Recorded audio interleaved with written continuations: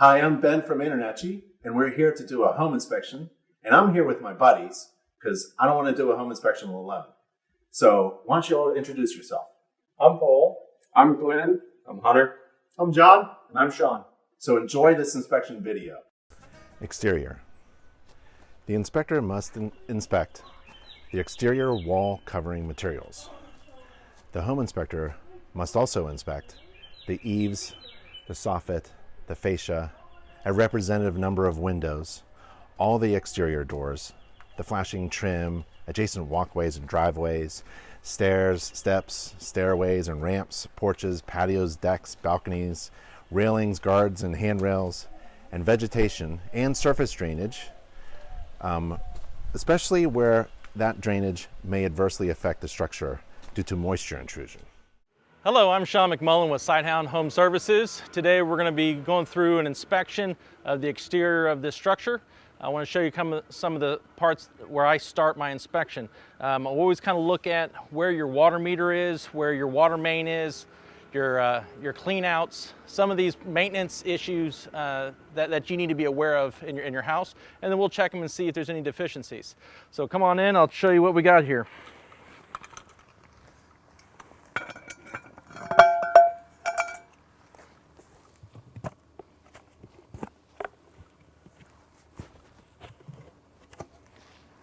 So right here we got the water meter, the main coming in. We're going to check and verify that we don't have any water movement. So this dial is not moving at all. We check it for a couple seconds to make sure that it doesn't move. That tells us that there's no water movement through the house. So if there's any leaks, a running toilet, anything like that. But it's not moving at all, so I think we're pretty good with that. This comes through here. We've got our main shutoff. Then we have a pressure regulating valve. So because we have the PRV on site, that means we're going to have expansion tanks on the water heater to make sure that we have safe water pressure throughout the house. It's going to come through here to the irrigation, and we've got our backflow preventer device present. So with the irrigation, we know we're not going to be allowing any water to come back into the main system. So we are proper in that regard. And it does have its own shutoff irrigation versus the rest of the house. So right here we've got the gas meter coming in. This is the trace wire for the line coming in. That is not the bonding wire. There should be a bonding wire back here to make sure that the meter is bonded to the grounding source for security. This house has a metal cladding on it, so there's concerns with electricity traveling through the actual cladding on the house. As you can see, we've got 2 units here. If you look a little bit further over, there's actually 3 units on the side of the house here. We do not have adequate clearance around the units. You want clearance for airflow as well as maintenance. The shutoffs are going to be against the wall here. Those disconnects should be accessible for maintenance as well as if there's an emergency. They're not accessible in their current location. Underneath here is a crawl space that we're not going to be accessing, but you can kind of see a little bit of the support underneath the crawl space here. We don't have any skirting or anything to restrict critters or whatnot, but there is, I guess it's going to be considered ventilation for the crawl space because it's completely open on this side of the house. As we go around clockwise around the exterior, we're going to be looking at grading. We're going to be looking at the foundation. I'm going to check the exterior cladding, whether there's gaps in sealant or concerns around windows. I'm not going to be doing the roof, but we're going to kind of look at some stuff as we go around. So let's go ahead and make our way around clockwise. All right, as we're coming around, we're looking at the grading at the front of the house. We have this large flower bed right here up against the house. Everything else slopes down and around, which is good. But when you get closer into the house, on top of this flower bed, everything kind of pitches towards the door. There is a central drain. I cannot find where that terminates, but there is a couple drains around the structure, which is good to remove water away from the house. But we do have a collection zone right here by the door, which is going to cause concerns with this additional sidewalk that's been poured. The house is part slab and part pier and beam. exterior outlets get checked to make sure they're GFCI. I've checked those and they are GFCI protected, and there is a good cover on it, so that is nice. So if you see up here on the exterior, the windows, there's a couple shims from the installation of that window that are still protruding out. Those shims should be trimmed off, and there should be sealant around there to ensure moisture doesn't get in around those window frames. As we go around the exterior, we're checking for drainage, how the grading is impacting the house. We've got a front flower bed on this side of the front door that's contained. Then along the side over here, everything kind of slopes in. We have another central drain down here in the drive to collect water that's going to be coming off the roof as well as from the front yard, and then that's going to be removed from the property. We have up here some corrosion along the flashing, along the metal edge coming off the upper deck where water is coming down, landing right here. You can see the grading kind of collects here. It doesn't all travel towards the drain, so that's going to be a concern of a low spot where it's going to collect water. If it's going to collect water, it can cause damage to the foundation, and that's something that we'll need to look at when we get to the interior. This cladding is secured to the exterior of the house with some furring strips. You can see here this looks like it's untreated or unfinished wood, so that's going to be a deterioration concern. That'll get noted for maintenance for the house. There's a screening material behind here, presumably to keep insects and lizards and things like that out of the exterior. But again, it's just going to present concerns for ventilation around the exterior of the home. We come along here, we have the exterior door. We check to make sure it's got good seals. Look around the base. We have more exterior outlets that have been tested, GFCI protected. Make sure that they're not reverse polarity or an open ground. These outlets are all good as we come around. Now we're going to come around the exterior side around where the pool is. Now there is a water spigot on the side of the house here, so we have to test the water pressure. I used a tester on it, and the water pressure is coming up as 52 psi, so that's within range. We do have a pressure regulating valve on the water coming in, so it is operating correctly. We do have tankless water heaters mounted to the exterior out here. Because there's a tankless water heater, we do have a pressure regulating valve.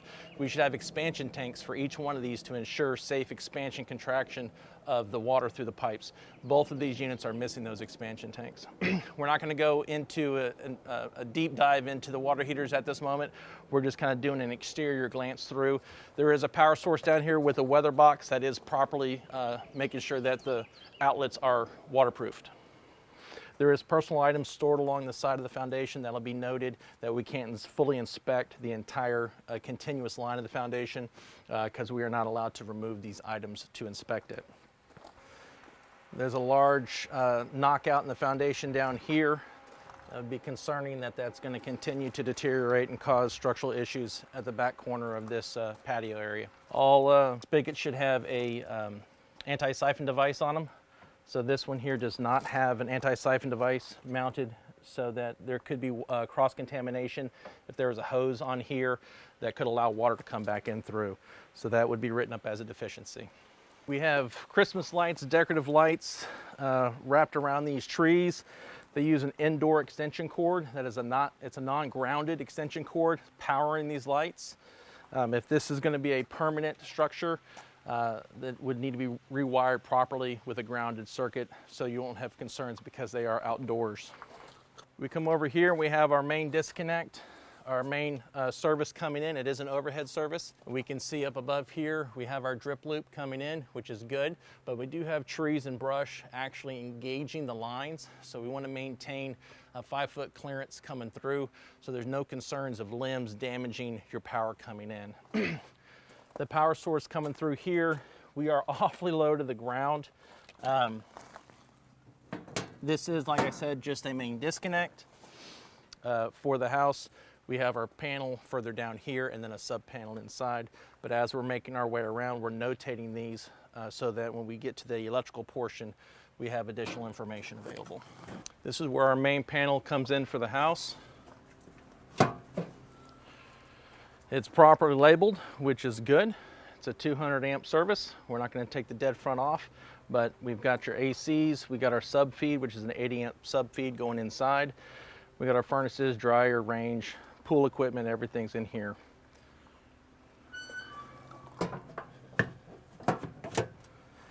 We have a cord put in here to run those Christmas lights around those trees, but it's not on the proper side to where this cover can properly seal. So we have a permanent installation here and a good cover. It's just not completely secured in place to where you don't have to worry about water getting in. These outlets have been tested. They are GFCI protected, so that is correct.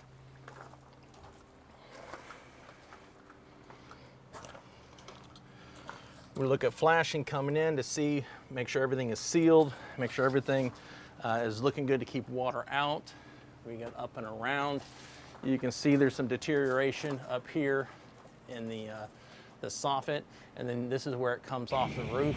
There's a gutter there that comes off the upper porch, the upper deck, and that just comes right down into the flower bed that's behind us. We have exposed wire junction with wire nuts. That's not secured in a junction box, so that's not good because it's also exposed to the elements. Come through here. This is the actual access hatch to access the crawl space.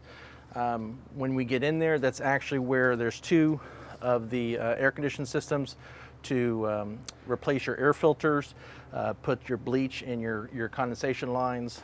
2 units are down here. 1 unit is upstairs in the attic. But you can go ahead and take a look underneath there. It's very tight. There's several deficiencies with the HVAC in the crawl space. All right, so we're just checking these joints. I smell some gas as I walked by.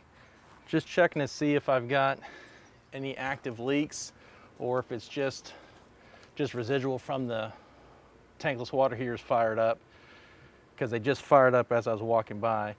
So I'm not seeing any mention of any kind of leaks being identified by any of the joints here. But whenever you smell gas, it's always something that you want to verify and check. Make sure that it's nothing serious. This one's okay. Going through the exterior around the house, we've noticed there's some grading concerns with drainage. We want to always make sure that the grading is away from the house so water doesn't pool or collect near the house. There's a couple drains in place, but it may not be sufficient to properly ensure moisture is not pooling around the actual structure. Looking at the exterior cladding with the metal strips that are put on, it is a very nice design element, but for maintenance and concerns of getting to that subsurface, those untreated pieces of wood that we found, making sure that we don't have any rot or water intrusion behind that element.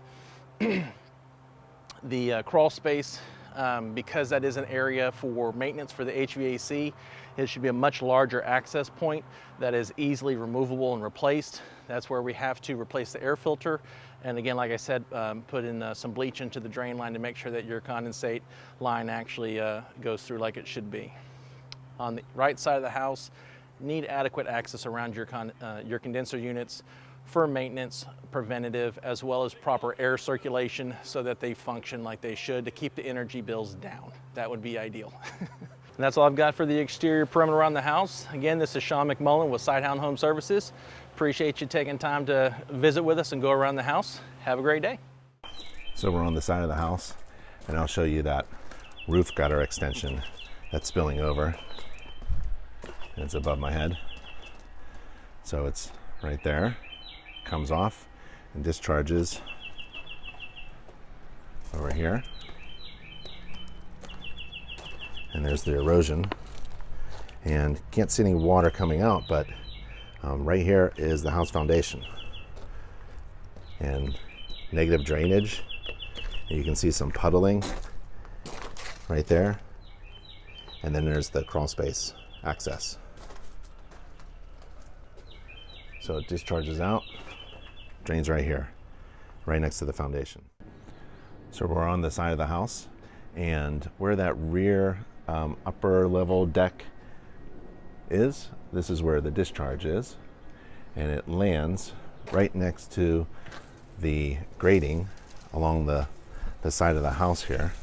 And this grading here is flat, it's even negative, and puddles up next to the foundation when it rains, and we took a look at that during a rainstorm. And it really isn't diverting water away from the house. It should be sloped away from the house. And we're concerned also that there is some water penetration in here. The grading is right next to the bottom of the house wall, and there's not a lot of clearance at all, and it may affect some of the structure below. So we've got poor control of roof water that pours right off of here from the upper level deck, and it goes right into an area that is negative, or at least flat and neutral, that could puddle up right next to the house foundation. Basement, foundation, crawl space, and structure. A home inspector must inspect the foundation, the basement, the crawl space, and the structural components. And the inspector must describe in the inspection report the type of foundation and the location of the access to the underground floor space, like this one. The inspector will report as in need of correction observed indications of wood in contact or near the soil, like this. Observed indications of active water penetration, observed indications of possible foundation movement, such as unlevel floors, and we have that in the house. Any observed cutting, notching, boring of framing members that may, in the inspector's opinion, present a structural or safety concern. So here's the access to the underfloor space, the crawl space under the house, and you can take a look at the foundational components, the structure, and the rim, and the pressure treated wood, and the floor joists, and there's the floor up there. And we're a little concerned about how this flashing isn't sloped away from the house. And also this is an area where that roof gutter is discharging a lot of water right next to the house foundation. And this area is very close. So we're gonna go into the crawl space as best we can. Unfortunately, only about 5 feet and 10 feet of access is available for us in the crawl space. So we can't go underneath, I would say 90% of the house foundation. It's unavailable. I'm Ben from INTERNACHI. That's the International Association of Certified Home Inspectors. Bye.